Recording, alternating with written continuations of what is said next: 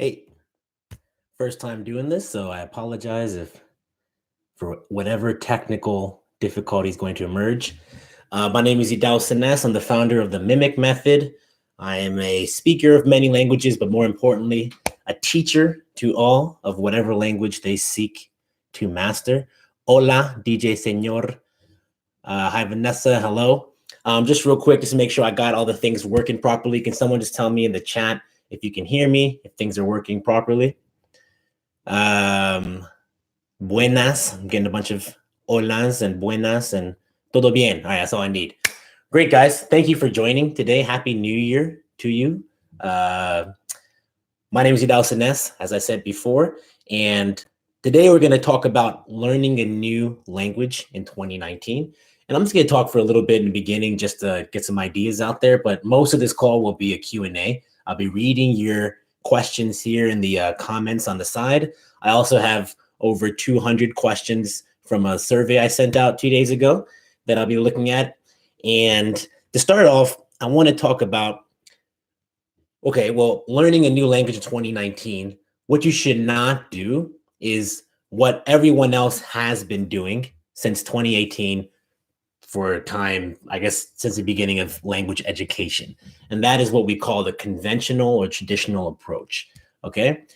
Now, those of you watching right now, if you can let me know in the comments, who suffers from this problem in a language? You enter into a conversation, people are speaking, native speakers, and maybe you know some words, maybe you can read a bit, but when they're speaking and they're speaking fast and natural and blending the words, you have no idea what's going on. You're just blank, right? Who has that problem? Show of hands or a show of comments. All right. Me. All right, great. Melissa's got it. Lance have it. A veces. Yes, I do. Me cries. All right, cool. The other major concern people have is this. You're in a conversation. You're kind of barely following along what's going on, or maybe you do a veces. But then it's your time to speak. And maybe you did understand what was said, but when you want to speak, your tongue gets tied. You get stuck. You don't have the confidence. You get nervous. When things do come out of your mouth, you start to stutter, start to stumble. You get self-conscious. People are looking at you. And then at the end of it all, no one understands you. And they say like, well, sorry, can you say that again? Repeat yourself. And then you just want to kill yourself because it's just like the most embarrassing thing in the world. Right? We all have that, right? So those are the two major problems that I get out of bed each morning to help people like you solve.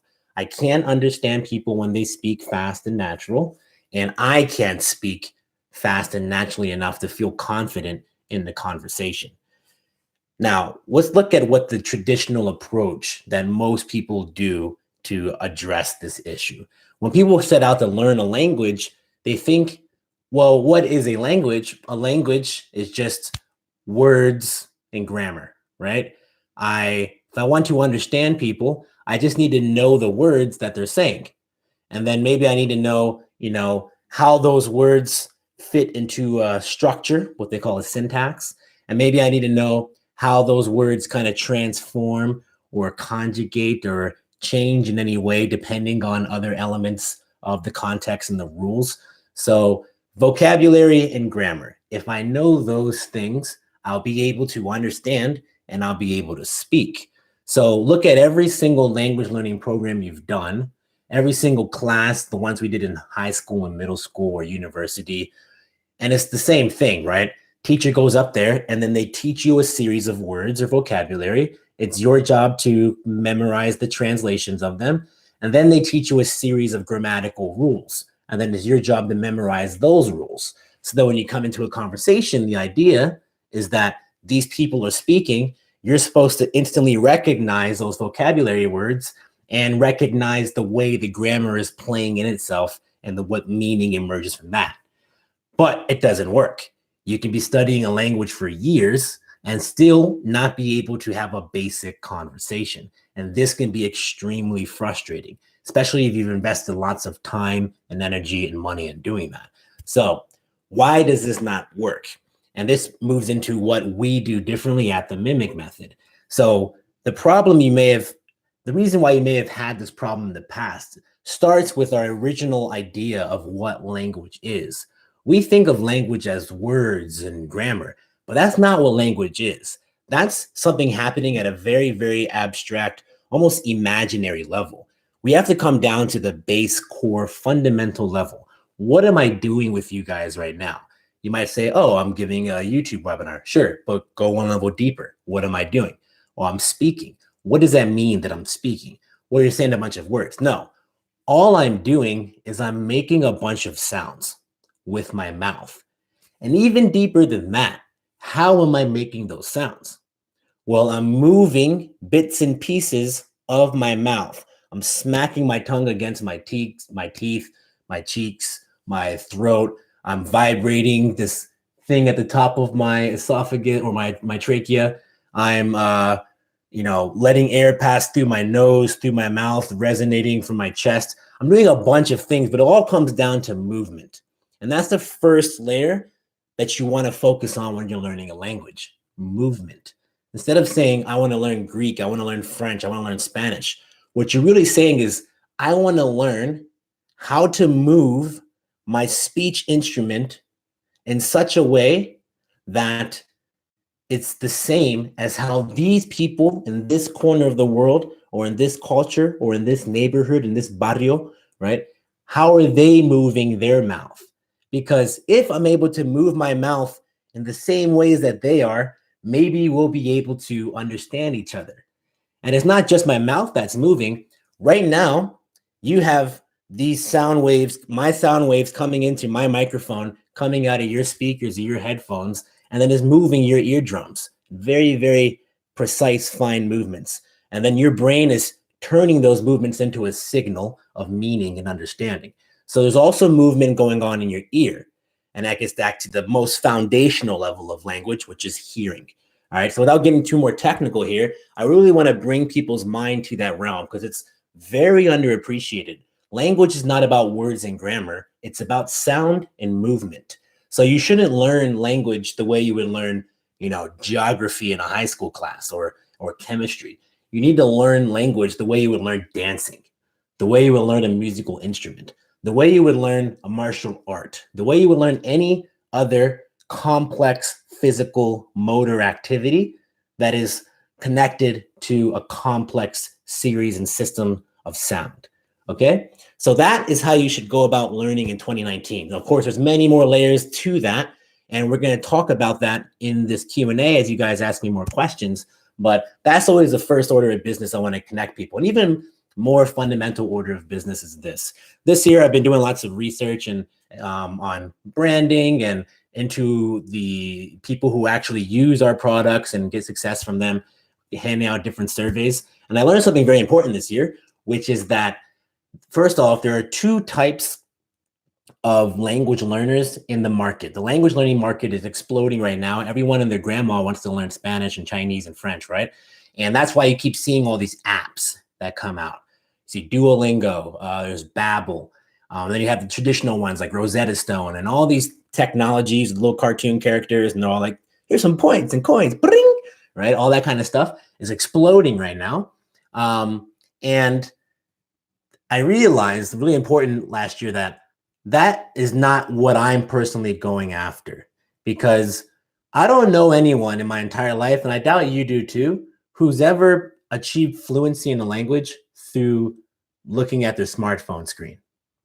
I don't know anyone who's got friends in Brazil or, at dinner parties telling cool stories in Paris because they sat down with Rosetta Stone for 5 weeks and used their special offer or whatever, right? Maybe these things contributed to a small degree, but that's not what it's about. And I realized these two types of language learners, right? And there's people who are more casual and more transacting, and they're more, for example, they want to learn a language because it's cool, because it's hip, right? They want to go, they want to go to a party and just be like, I speak Spanish, right? Or put it on their resume and, get better job prospects. And don't get me wrong, these things all happen once you do learn the language. I personally speak 7 languages now. I used to live in Europe. Sometimes I'll be at a party and like all the people who speak my languages are there. And I'm like, yeah, tudo bom? Você é brasileiro? Tá bem? 哎，你说中文吗？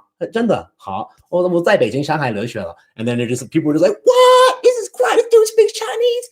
and it's cool. It's kind of like a good ego boost. But the reason I speak Chinese is not because I wanted to impress people at parties, right? The reason I speak Chinese is because I really wanted to connect with Chinese people and culture. And every single person I know who speaks a language fluently has that in common. They had a strong emotional motivation, desire, need to form an actual connection with native speakers of the language.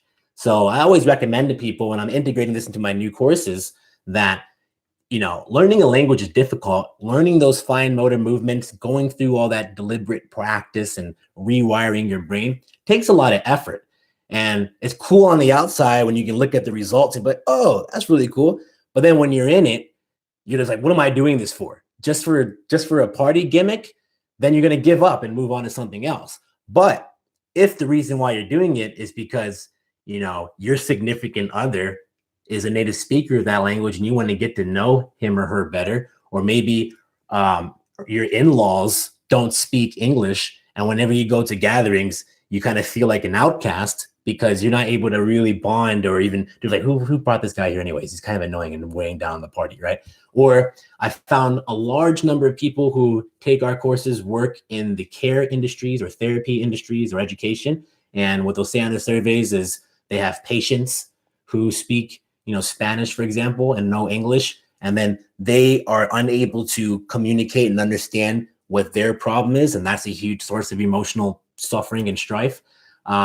People who travel, live in other countries, people who have employees who speak the language. And all these cases are the same, different life situations, but the same unifying theme is that there's a strong desire and need to connect with specific human individuals. So what I always recommend as well, aside from focusing on sound and movement, is also to focus on people, because that's all language is. It's a tool for connecting with people. That's why I do what I do. I'm a nerd on language stuff. I know all these different random things. I like the systematic nature of it. But the real reason why I do it is because I want to connect with a specific group of people, and this is my means of doing so. So that's my New Year's rant for you guys. And I just want to put that all out there to start it off, let you guys know what I'm about. And there's a little bit more background of who I am. I personally speak English as my first language. I'm in Harrisburg, Pennsylvania right now, visiting my parents. It's where I was born and raised. I only spoke the language you hear me speak right now. And then when I was 17, I went to Mexico, and that's where I learned Spanish, my first foreign language. After that, I studied abroad during university in China, in Beijing, and Shanghai, and that's where I learned Chinese. After that, I decided I wanted to venture off on my own to Brazil, and I learned Portuguese while I was there. From there, I learned French in Montreal. From there, I went to Germany, and I learned German. And then I also dabbled a bit in Italian a year ago or a year or two ago, I guess last year. And so that's my language background. And what kind of distinguishes me from the other people you might see online who are polyglots and speaking languages is that I really focus on the accent, because that's the heart and soul of the language. So in each of these languages I mentioned to you, I've had it happen at least several times where I'm speaking and then a person will either compliment me on my accent or just assume that I was a native speaker. And then maybe I'll say like a wrong grammatical error. And I'm like, wait, what's wrong with you? Are you stupid? Like, why'd you say that? And like, wait, are you not a native speaker?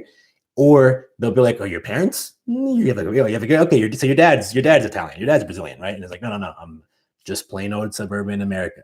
And that's what we focus on our products, making you sound authentic, because it's not just first off, it's fundamental to your capacity to really link in and understand fast speech and speak it with confidence and fluidity. But also it really does have an effect on the way people respond to you. Because I always say, I lived in many places in the world, and I've always been fascinated as someone who's a multicultural, multiracial background in myself. I've always been fascinated at the way that people kind of feel like they have to identify with a group or isolate other groups or separate themselves from other groups. And I've always just felt the strong pull to kind of blend in between all and kind of surf on that common human connection we all have. And I'll never be able to look like someone else. However, I can always learn how to sound like someone else. And if you can sound like someone, then they can relate to you much more. So final little thought to give off to you guys. And I'm going to go and check if no questions asked during this. Just a Google with a bunch of affirmations of, yup, good point. People are on board. So you guys are the right crowd. You're my crowd. You know what I'm talking about. Now I'm going to answer questions and let this conversation kind of flow naturally. And I also have questions here for those of you who've answered on the survey form. Okay, so Evora Sagemaker, you guys have some cool names here, by the way, too. Sagemaker, the maker of sages. I like that. She says, I have found that when I used your flow overlapping with a tempo of negative 40% going to 100% in 5% intervals, my listening comprehension increased in leaps and bounds, and my brain grew faster. That's fantastic. So let me explain what she's referring to, though. Flow overlapping is a kind of a corny word I came up with several years ago that I don't really use that much anymore. But essentially what it is it's a form of like shadowing, where you would get a native speaker speaking whatever phrase. You can go on YouTube, which is say, I really like the easy, I guess easy German, easy Spanish, easy French series. Just Google search YouTube, easy Spanish or easy French, easy German. It started with easy German. There's actually a video of me with the easy German people getting random people in Berlin to like sing songs to me in German, which is really funny to do with German people because they're not the sing songs in the street to strangers type. Check it out. Anyways, you can get their audio and let's listen to it and then download it and then take a section and try to move your mouth the same way they do to create the same sounds they create, and listen and do it at the same time. You can record yourself, cross compare them, overlap them. And I call it flow overlap because you can compare your flow to their flow. And if they're in unison, then you have the unison effect. But then the points where they kind of diverge and they go discordant, you can hear it. And this becomes a way for you to give feedback to yourself and pinpoint the parts of the conversation or the parts of your accent and your speaking that are off. Anyways, the Sagemaker said she was using that technique and had huge leaps and bounds in her comprehension because she started with slowing it down. So we mentioned before how the biggest frustration language learners have is not being able to understand people when they speak fast.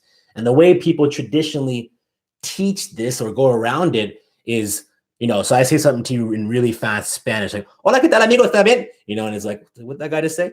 Right? And then the teacher will be like, oh, okay, let me break it down for you word for word. He said, hola, ¿qué tal? ¿Cómo estás, amigo? The problem is that's not how people speak. So you're not actually learning how to understand natural Spanish. You're learning how to understand the Spanish your teacher speaks to you word for word in that one context.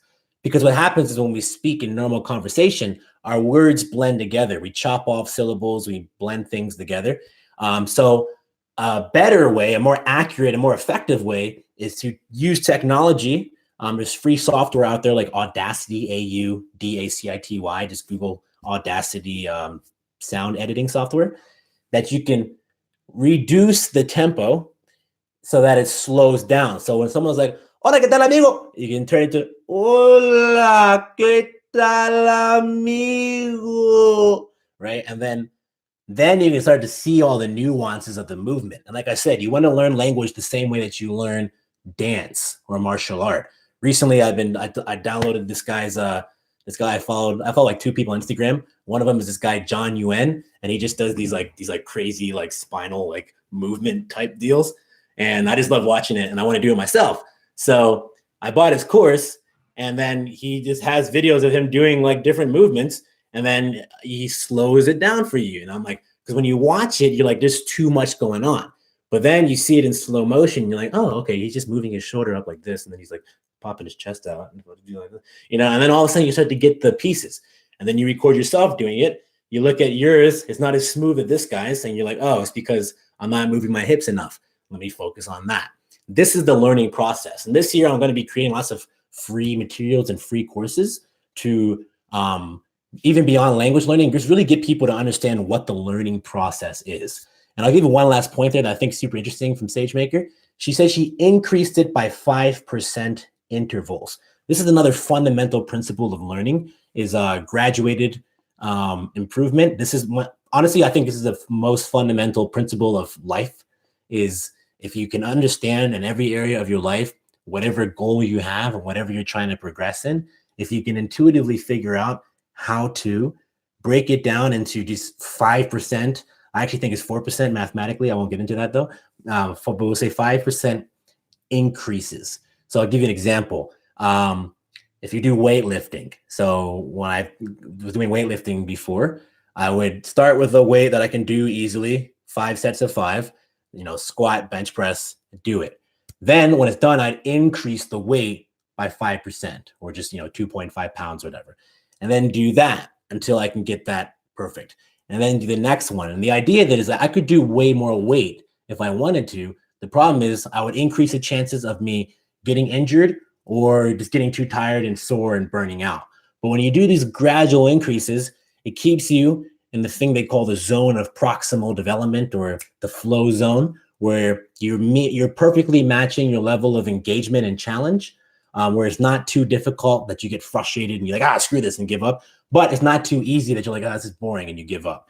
So that's another kind of art form in itself. But that's long enough dwelling on that question. Thank you, SageMaker, for making this all that much more sagacious. Okay, cool. What's going on here?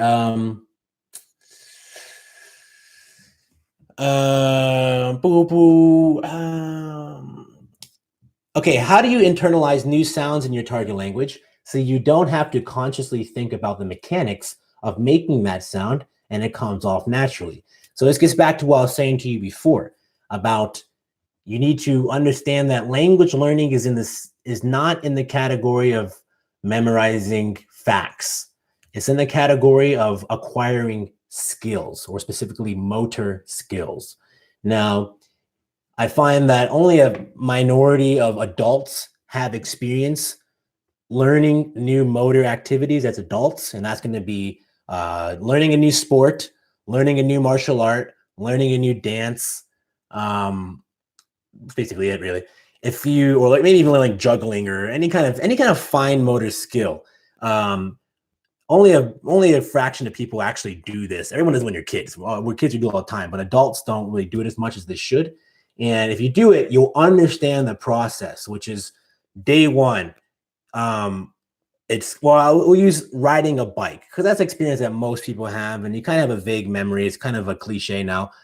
When you ride a bike, the first time you get on a bike, you're just like, look, I'm gonna die, right? And then you're just shaking, and you don't know how it's even possible for a human being to sustain him or herself on a bike straight with these spinning wheels. It's crazy. Like, how does anyone do that, right? But you're a kid and you're stupid and you don't really know any better. It's like, screw it. And you get on there and you just keep riding. And then over and over and over again of falling and falling and falling. Eventually, one day you go on a bike and you're like, oh, I'm doing it. And then like a week later, you're like doing pop wheelies as if it's the easiest thing in the world. And then you don't ride a bike for 10 years and you get back on a bike and you didn't forget it, right? And then it comes to the expression as easy as riding a bike, which is funny because when you first ride a bike, it's not easy at all, right? So to answer your question, how do you actually turn things from the conscious mechanics of it into the unconscious? And it's through repetition, and specifically a thing they call deliberate practice. And deliberate practice is, so let's take our course, for example. Let's take a sound. In German, when I learned German, there is a sound or movement that I was not experienced with, and that was the CH sound in the word ich. So ich, sich, wich, and it's a, and what I'm doing is I'm taking the middle part of my tongue here, the body of my tongue, and I'm raising it to my hard palate, which is, and you put your finger in your mouth and you feel that kind of hard, bumpy, ridgy part in your mouth where, it gets burnt when you eat a hot pizza or drink a hot coffee. That part of your mouth is coming into contact with that middle part of my tongue, which I never did in my entire life until I learned German at the age of 26 or whatever it was. And that means like riding a bike for the first time. It was just an awkward movement that didn't really make that much intuitive sense to me. But because I consciously understood it, because I consciously knew how the mouth worked in general from the things you learn in my courses, then I kind of did it. So I used my conscious mind to force my tongue into position. I'm like, and then I made the sound. It was very sloppy at first, very inefficient, but I just would take, 10, 15 minutes a day and just focus on it. Like, and I pay attention to how it sounded, listen to other German people doing it. As I'm walking through the day, I'd just be like, I'd hear someone like, and then I'd be listening for it and just kind of being obsessed with the sound throughout the day. And then literally after just like a couple of days, and it's not just me, other people have the same experience. If you just focus all your conscious attention onto that sound, you take it away from all the other things that distract you in life and focus on that one sound, then what happens is, and you do lots and lots and lots of repetitions, what happens is that movement starts to move from the conscious mind into the unconscious mind, the same way it did all the micro movements of adjustment and balance you had on your bike until the point where it's easy, like riding a bike. And that's what it is. That's what learning is by definition. It's honestly, as far as I can tell, what the purpose of consciousness is, or the conscious mind is to train our unconscious mind, which is the majority of our mind, to do things we want to do automatically. And it's important to know that, because you're constantly developing habits, but most of the habits we develop are not consciously developed. They're just made from living our life and kind of grooving into the environment. And, so when we have an unconscious, just try to block Facebook or any social media app on your phone, for example, and then notice what happens when, like, all of a sudden you find yourself typing in the key, like FACEBO. How did I end up here, right? These are unconscious habits. So it's the same mechanism, but now we're applying it to something useful, like pronouncing the CH sound in German. Cool. Someone asked, how long should you learn a language before moving on to another? That's a common question I get. And a similar question is, what about learning languages simultaneously? So let's talk about the different stages of learning a language. I break it down into 3 basic stages. There's capacity, conversation, command. Capacity, conversation, command. And what capacity is developing your raw motor physical capacity to speak the language, all right, or to actually articulate and hear the sounds. Okay, so for example, I mentioned the sound from German before. I didn't have the capacity to speak that before. And most people would just kind of gloss over that and say, oh, I'll just say like a sh sound or a ik k sound, right? And you think it's not a problem. But the thing is, there's only 56 sounds in German. And if I'm missing one of them, then what is that? That's almost 2% of the language. Okay, but the average person is missing 10 to 13 of those sounds. So literally a third of the language is not, you're not even able to make the third of the movements necessary to speak the language. So it adds up. So you focus on capacity first. And that's all the training we do in our standard courses. Then once you have the capacity to actually make the movements and hear the sounds, you start to figure out how to use those sounds to make meaning and connect in a conversation. And that's a whole other process.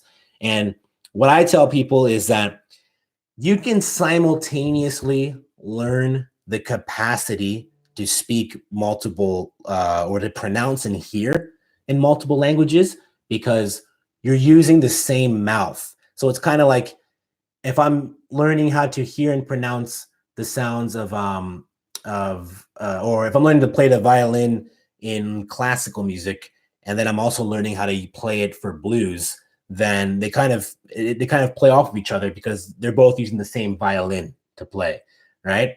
Where you don't want to cross wires is when you get into conversation, because in the conversation realm, there's a lot of kind of reorienting you need to do within your mind in terms of connecting those sound movement couplets to meaning. And, if you've ever learned a third language before, you might have noticed how you'll be trying to speak the third language, and then your second language will start kind of infiltrating and interfering. And it's because in your mind, you still haven't properly compartmentalized the things yet. So I find there's a concept called language interference, and interference can become a counterproductive force when you're trying to learn a single language. So I'm trying to learn French and Spanish. they can interfere with each other at the stage of conversation. But in my experience, at the stage of capacity, they actually complement each other, because when you learn how the I vowel is pronounced in French, and you learn how it's slightly different from the E sound in Spanish, and then you can use the two to kind of triangulate your understanding of your own speech instrument. And then finally, the question of, okay, so I'm in conversation with the first language I'm learning. When can I stop and move on to something else? And that is when, for me personally, it's when I get to a point I call the shift. So when I learn a language, my goal is to sprint as fast as possible towards the shift. And the shift is the point when conversation finally stops sucking. And we all know, I know 7 languages. Every single time it sucked majorly, the process of going into a conversation and being like, and then people are like, ooh, and I'm like, what? Like that whole thing just sucks. I hate it. Like, but like, even as my expertise of what I do, no one likes to be in a conversation and feeling like a doofus and like really wanting to express yourself, but just not having the capacity to do so yet. However, you just got to power through it. And then you get to that point where one day you're like, blah, blah, blah, blah, and you're just speaking, and you're kind of like listening, you're kind of like, oh, snap, I know what that guy's saying, right? And then all of a sudden it becomes instantly fun. And you're like, wow, and you get hyper motivated. And then you just ride that hyper motivation like a rocket ship. And like, instead of like, every time you enter a conversation, you're just kind of like,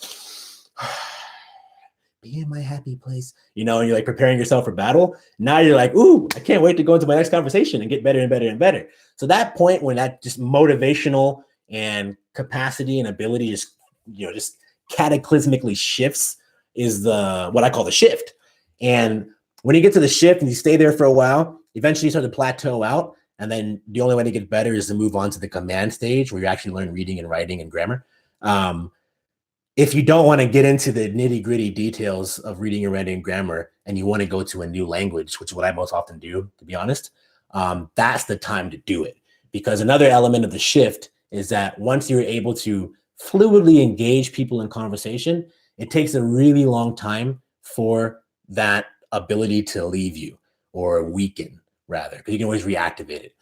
Whereas if you quit prematurely before you've reached that kind of critical mass point, and then you come back like 2 years later, you can like forget 90% of what you learned. And everyone has that experience learning a language in high school. Everyone says, I studied a language for 2 years in high school, or French for 2 years in university, and that was 10 years ago. I don't remember any of it now, right? So that's what happens. It's because if you don't get to the shift, then all that time was a waste, to be honest, and it sucks, but that's how it works. And that's, once again, a principle of learning. You need to get to a point where you can flow and improvise and feel like you just intuitively get into the whole activity. And when you're in that point, it just sticks deep in your mind, just like riding a bike. You can literally go a decade without riding a bike and then get back on a bike and just ride it again. All right, cool. I'm doing really long answers to these questions. Let me see if I can make it more specific. Someone's asking about SageMaker's flow-verlap. If you just Google the word flow-verlap plus mimic method, there'll be an old blog post in my archives that explains everything, the whole process. I see. Someone's asking, as a tail end to that question, if you're interested in multiple language, how do you choose which one to focus on first? I'm looking to earn a degree in either German, moved now, but okay, German, Spanish, and French. So it gets back to what I said earlier in the call, which is that language is a tool for human connection. And not only that, the only way you actually find fluency is if you prioritize that human connection and you find a group of people who you actually want to interact with. So the answer to your question, it's all personal to you. I would say which one of those cultures, or not even just a culture, like maybe you actually know someone who speaks German, or you plan on traveling to France or something. I would say remove yourself from the language for a moment and think to yourself, which specific human beings who speak either of these languages am I most willing to interact with or most likely to interact with next? And then, depending on your schedule or where you are in the world or whatever your network currently is, start with that. Because once again, guys, this is no easy rodeo. I don't care what all these, you get a new app every month. I don't care what these guys tell you. Language learning is not easy. That's the standard tagline. You'll never see this tagline on my website. Language learning made easy. No, it's not going to be easy. It can be challenging and fun, but it won't be easy. In fact, I don't even know why easy is appealing. You know what? Nothing good in life comes easy, right? Like what's easy is like buying candy bars in McDonald's and then feeling terrible about yourself afterwards, right? What's easy is, just think about everything in life. There's an easy form, there's a hard form, and then the hard form, there's the struggle, the effort. That one feels way better, right? After you do it, you're like, wow, I feel like my life has meaning to it, and that was worthwhile. I got results. I'm proud of myself, right? Now, you don't want to go too hard. Like, it's just like, this is complete misery, but it's not going to be easy, all right? But it can be fun. So I would say, to answer your question one more time, just go for what's going to be the most meaningful to you in terms of the types of, or the specific human beings you're going to use the language to interact with, or with whom you're going to learn the language. Because, you mentioned a degree, the university can, once again, give you lots of vocabulary and grammar and rules and books to read. What they're not going to probably furnish you with is human beings to have a true human connection with. That's going to be up to you to figure out. So that's what you want to do. How do you get more exposure to your target language when it's not as common as, say, Spanish? It's hard finding Brazilian shows, and it's not like, sorry, I think it's moving. Okay, it's not like I'm surrounded by a lot of Portuguese speakers. Good question. So there's two forms of interaction you can have with the language and the culture, and that's with specific people or with content. So you'd be surprised if you just commit to set aside just like literally 30 minutes of Google searching of just like Brazilian, Portuguese movies, TV shows, radio stations, music, culture. Certain things are going to speak to you more than others. I don't know why everyone's like, oh, I want to find like a news thing. Like, news is not that interesting in a different language. Like, you want to know the news, is read it in your own language. What's really interesting to people is more going to be like whatever is interesting to you in English. So, for example, when I learned Portuguese and I didn't really know any Brazilians around, I was just captivated by Brazilian music. That's why I went there in the first place. And I just did a bunch of research, and then you go on YouTube, and then maybe you only know one song, and you're like, what's the most famous, Olha que coisa mais linda, mais cheia de graça. Oh, and then you just, what's that song called? What's that song called? Garota de Ipanema, right? By I forget the guy's name, but now it's gonna bug me. You look it up, and you watch that YouTube video and see what YouTube suggests to you. It's like, oh, there's another guy like, in the bossa nova category, and then you just go deeper, and then you kind of Google music blog, and this is what I was doing, and then I was going deeper and deeper into the infinite layers of music, of Brazilian music, and then as a result, I was deepening my motivation, expanding my motivation, because I'm like, ooh, I want to learn more, and then I was trying to learn these songs and understand the culture, and then so that's a content piece. You find what kind of content resonates with you. Sure, there's more Spanish around, like maybe in your day-to-day, but I mean, for any language, really, there's an infinite amount of just content on the internet. We live in the internet era, right? And it's just kind of annoying to find it at first, but once again, you'll be surprised if you just commit to just kind of, get your construction hat and like a shovel and just sit down on Google and just say, I'm going to sit here for an hour, just rabbit hole diving, and just keep opening new tabs, and see what happens. You'll be really impressed at what you can find in a short period of time. But I find people really don't do that often for a lot of things. So do that, and then that will solve your problem for lack of content. And then in terms of interacting with people, there's a lot of Brazilians in lots of places nowadays. Like they really get around. Don't forget to check meetup.com for different meetups, couchsurfing.com for different meetups. If you live near a university, look for university roundtables. That's the in-person type deals. Brazilian cultural elements like capoeira. You can go look for a capoeira school, and there might be like a Brazilian there teaching who might know Brazilians. And then, of course, there's online avenues as well. There's a ever-growing number of websites like italki.com, Verbling, different ways of finding conversation partners online. So all these things just take a little bit of commitment and a little bit of upfront work to get the ball starting and the ball rolling. And it can be a bit frustrating at first because you're just going, oh, what do I do? But once again, like I'll just say that this is the most underused trick I find for solving problems is just set a timer for 30 minutes and then write down a question like what's good Brazilian stuff, and then go there at Google and then keep asking questions and see what comes up.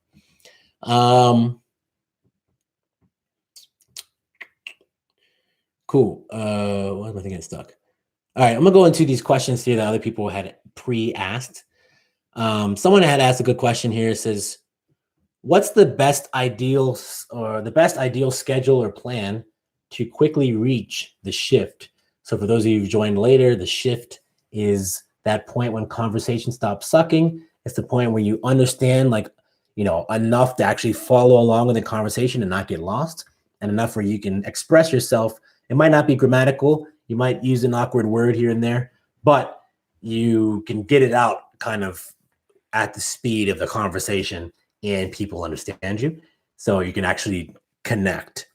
So to reach that shift in terms of scheduling, the most important element for learning, whether it's a language or anything, is you don't want to go too long without practicing. So what I mean is, if you practice today, Saturday, and by practice, I mean you're listening to the audio, you're practicing speaking, you're doing like the drills we have in our course, or you're going to a conversation practice, or you have a conversation partner, you're doing something, just to activate it and stimulate that part of the brain for at least 20 minutes, 15 minutes, probably good enough. You do that, and then that keeps it going. Then maybe you skip tomorrow. Ideally, you do it every day. It's better to do a small amount every day.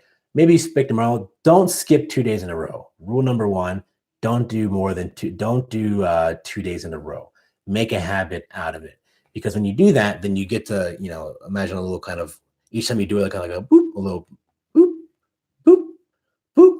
But if you skip a day, it can go very rapidly down. So the whole point of this shift is you keep doing this, and then you get to this kind of exponential growth point, and then it just stays there. So even when you don't train, your deterioration is very slow. So in terms of scheduling, ideally you want to look at what's the minimum amount you can commit to on a daily basis, and like of deliberate practice or direct conversational practice, just to keep it. How can you work it into your schedule so you don't have to think much about doing it?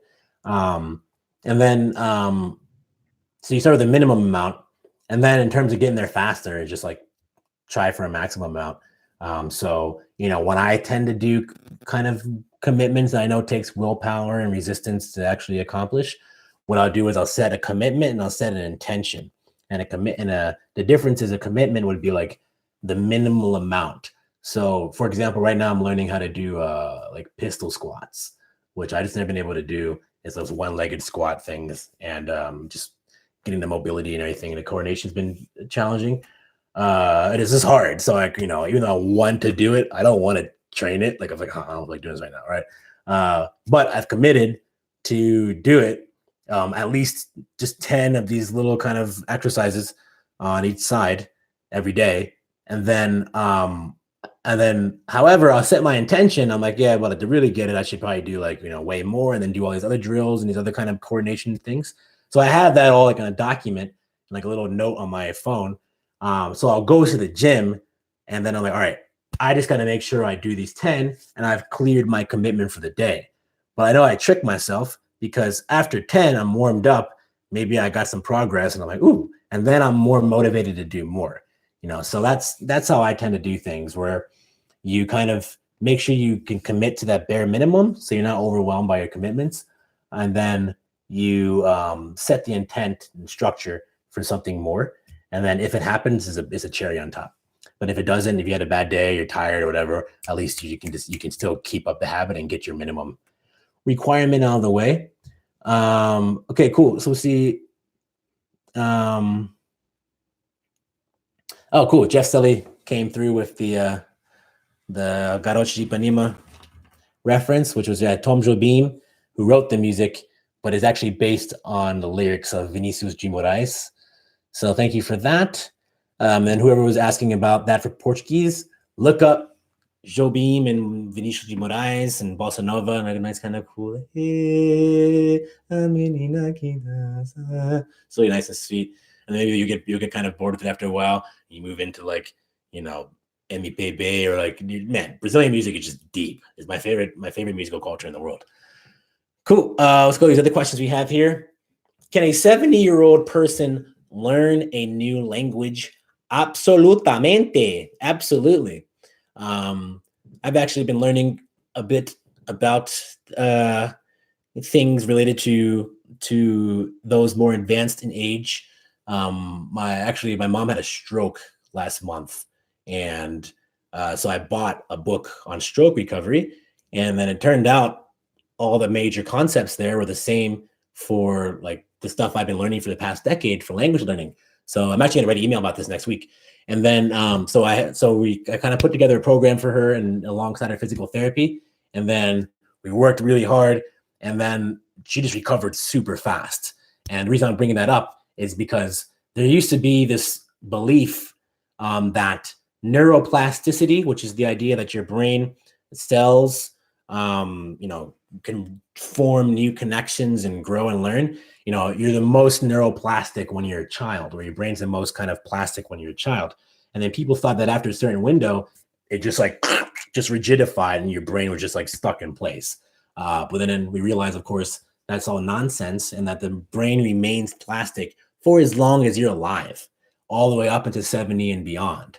So, and then this was no more made apparent to me personally in my own life than watching my mom, who had legitimately lost movement in her entire left side of her body.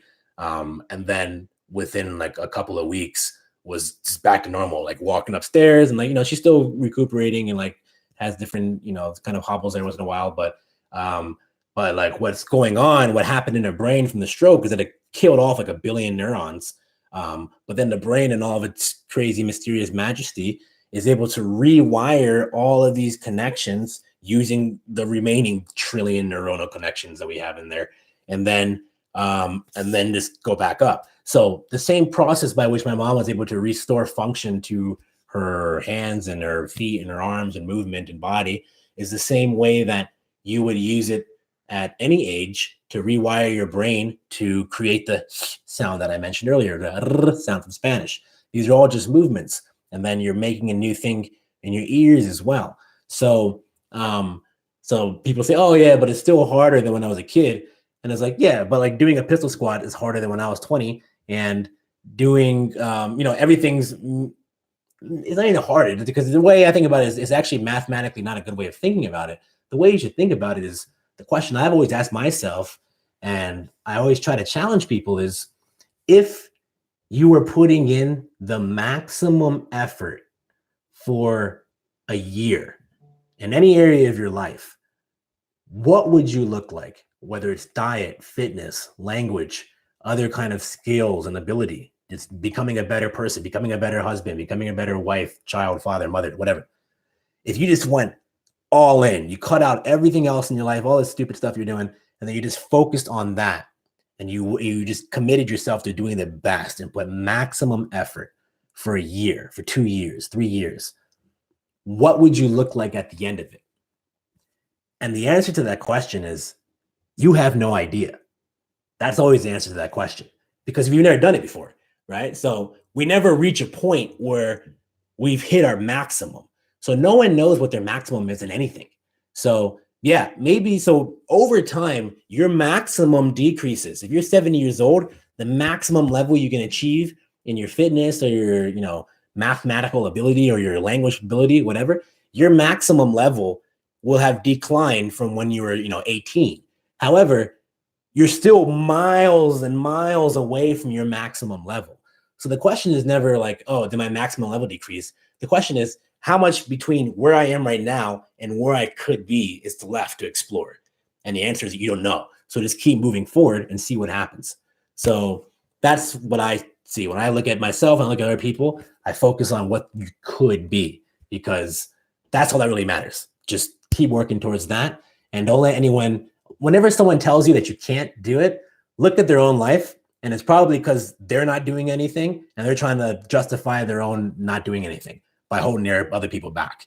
You'll never find someone who's accomplished in life and achieving things who's going to be like, yeah, but you can't do that. Right? No, they go like, yeah, do it, man. Just do it. It's fun. It's great. It's fun. It's amazing. Try it.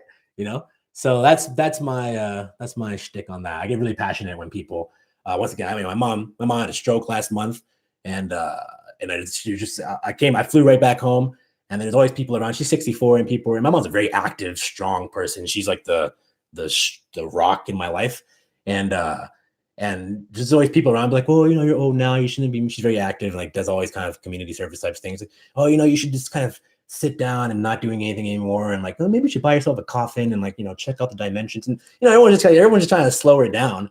And I just came in, and she's kind of like, oh, maybe you're right. I was like, no, screw that. Like, I got this book. It's called Stronger After Stroke. We're going to make you stronger. And then she's like, okay, let's do it. And then, boom. She's like, you'll see, I made a video of it. I'm going to send it to you guys this week. And subscribe to my channel. You'll see this video as it pops up on YouTube within the next 7 days. And yeah. And that's when you see it live, that's strong motivation to lots of people. That's why I'm making this public to people, even though it's very personal. Because I know it's a huge motivation to lots of people. So yeah, I won't rant on that anymore, but I'll talk about that more this year. Is that I'm noticing lots of people are starting to normalize like the worst state of affairs as if it's the only state of affairs. And man, we got so much more potential than we can imagine. Cool. Someone asked, how do I take the listening skills I've learned on your courses and get to a point where I understand meaning in a conversation and then speak better than when I used to learn words? Good question. It's actually very timely. I'm not sure if we have a new experimental course we brought out this past winter, and for Spanish, that focuses on listening comprehension exclusively. And now we're publishing the final module of it, which is our first shot and crack at teaching people vocabulary and meaning in a non-traditional sense. And the idea is that everyone else out there is learning vocabulary and meaning in a translation context. And what I mean by that is, who's had this experience where you're translating what you're hearing in your head, and by the time you're done translating sentence number 1, the speaker's already on sentence number 101, right? So you're like, okay, conjugate this, drop the AR verb, add 3, divide by pi, and then next, you say past tense of ran, you're running in the past, and then the guy's already ran away, like, right? So that's the problem with translation, right? Yeah, so the course called the Clear Spanish Ear, the Clear Ear course. Collins, yes, okay, great. Is that calling you a question? Yeah. Okay, cool. So stay tuned. Actually, I just had a call with someone today. We actually redid the whole thing, and I'm super excited about it. I had like a deep insight this morning actually, and now we're implementing it. So it's gonna be coming out very soon. And essentially, though, what it is you're not translation is about connecting the English word to the Spanish word or the French word or whatever language it is, right? So it's a word-to-word connection. But if you really understand what meaning is, or what is a word actually. So when I say the word cat, when I said that word, whatever 100 of you watching right now, something happened, right, in your mind. And what happened was the sound, this sequence of sounds, cat. That sequence of sound was linked to an experience that you've had, or actually an abstraction of numerous experiences with cats, right? So an image popped into your mind. And then that image was associated to emotions and memories and stories and other kind of things, right? So what happens is when you're listening to someone and you're understanding, or you're listening to me right now, what's going on is you're not translating, Idahosa English into Colin English or to Aiden English or Woohoo B English, right? It's just images are forming in your mind. Stories and movies are playing out in your head automatically while I'm narrating, right? That's how understanding works. So the question is not about translating, it's about how do you make an organic connection between the experience and the sound. So that's what we're kind of developing here. And the idea is, the way it works is basically we introduce a new group of we break things down by story elements. So when you hear a story, you're asking who, what, where, when, why. You're like, who are the actors in this story? What's the setting? Where did it take place? When did it take place? What's actually going on? What's the action that's taking place? What are the details of the action? The dog ran fast. The dog ran, but how did he run? He ran fast. What kind of dog was it? It was a big dog. What kind of big dog? It was a Doberman, right? So these elements are giving color to the image in your mind. So what we're trying to train you in this final module of this new series of courses, which, by the way, we're expanding out to all languages this year, and even making a kind of little free sample version of it for everything. What we're trying to create is the experience or the practice of not listening for translation, but listening for plot, listening for the story. And that's actually how listening works. So anyways, it's a bit more abstract than I can make practical at this stage for you in the live Q&A. But stay tuned if you're already in the Clear Ear course to see that. And then if you're not, make sure you're on our email list because that's my main focus this quarter is I'm just generating all the products for this new way of teaching we came up with this past quarter. Has been very successful and people really enjoy it. So now I'm trying to leverage that to other languages and make the ultimate language learning course. Cool.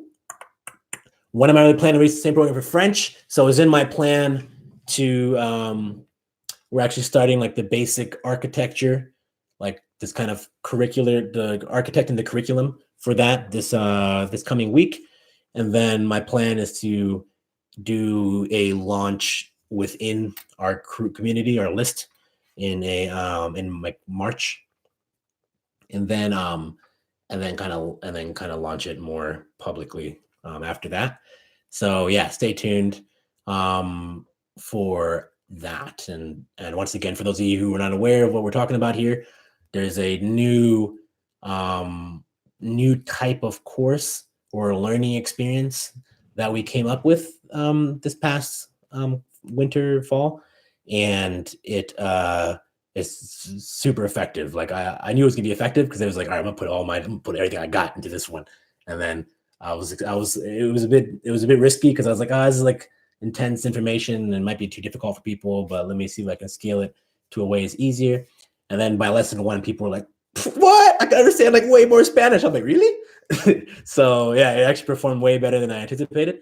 And so now I'm hyper motivated to really refine that process with everyone's feedback, and as well as more, hire people and rapidly expand it out to other languages. It's unlike anything you've ever done before. You can ask Colin or whoever else in the course. The activities you do, you just don't do it anywhere else, but they work. They work very effectively. And we're also developing the speaking component of that so that you can also have those kind of results in your speaking. Cool. So I hope you're excited. What's next after the end of Mimic Method, and what do you think of Stephen Krashen? That name strikes a bell. Is he a shadowing guy? To be honest, let me just look over. I'm not as read up on all the other stuff in the landscape as I should be.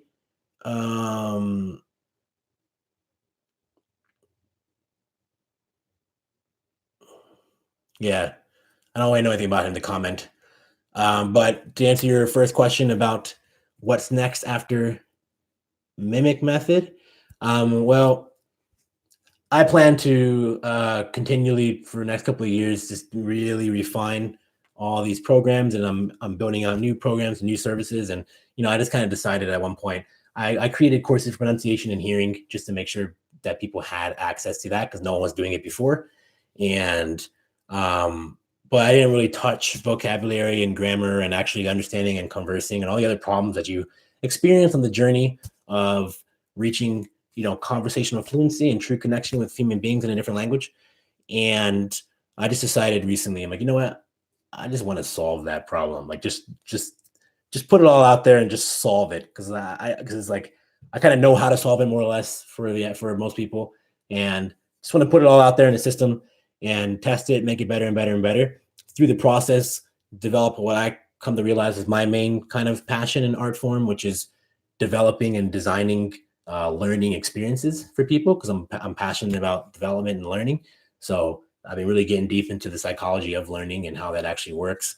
And I experimented with different courses this past year in personal development, how to be a more effective person, how to be a better listener, not just in the foreign language, but in your first language. How do you actually think and consider different viewpoints and act more effectively and improve your life and other people's lives? These are things that I've been developing kind of on the side for the past 2 years, but it was kind of distracting from this one. So I'm actually figuring out a way to kind of combine it into these new courses that we're doing. And I plan to make actually lots of like free and cheap stuff on that. But in general, as far as I can see for the foreseeable future, I'm just going to be developing more and more educational products and services because the only thing that I actually care about is learning and education. So yeah, it might not be exclusively learning foreign languages, but it all comes back to me to the same end goal, which is deepening and expanding human connections. To me, that's what life's all about. Getting to know yourself, getting to know other people, getting to know different types of people, and getting to know them more deeply and intimately. That's where everything in life, all the good stuff in life kind of emerges from. So that's what gets me out of bed. And that's also how I'm going to end this first YouTube live Q&A. I'm glad it went off without a hitch. You guys have been amazing. Thank you so much. Happy New Year to you. I hope this has been useful. I'll see maybe if we can chop up different parts of this and make different YouTube videos out of it. And I'll probably be doing more of these. I plan to do like a live streaming stuff more often. I'm also looking at experimenting with a live coaching type deal where I can bring another student up on the call and work with them directly so you can kind of get more technical, practical abilities. And yeah, so I see more questions here. Real quick, I see someone, Sweet Daddy Luigi, is asking about learning vocab after attaining capacity. And once again, if you just stay in our loop in the next couple of months, we're solving that problem with our product. So yeah, so check that out. Cool. Thank you guys. Thank you, John. Thank you. I shall do more. Thank you, Alexandra. Thank you, John. And hope you guys have a beautiful 2019 and stay tuned. Oh yeah, also subscribe to this channel, please. One of my goals for this quarter is to raise the subscribe count, which I never really paid attention to before. I want to get it to 10K by the end of the quarter. And that gives me different opportunities for I'm moving to New York, and they have like a YouTube maker studio there. And I think you need a minimum number of like subscribers, maybe 10K to actually have access to it. So if you guys want better content, then you can help me get that access by subscribing and telling your friends to subscribe. Yeah, I'll end it there. Thank you guys. I shall talk to you soon.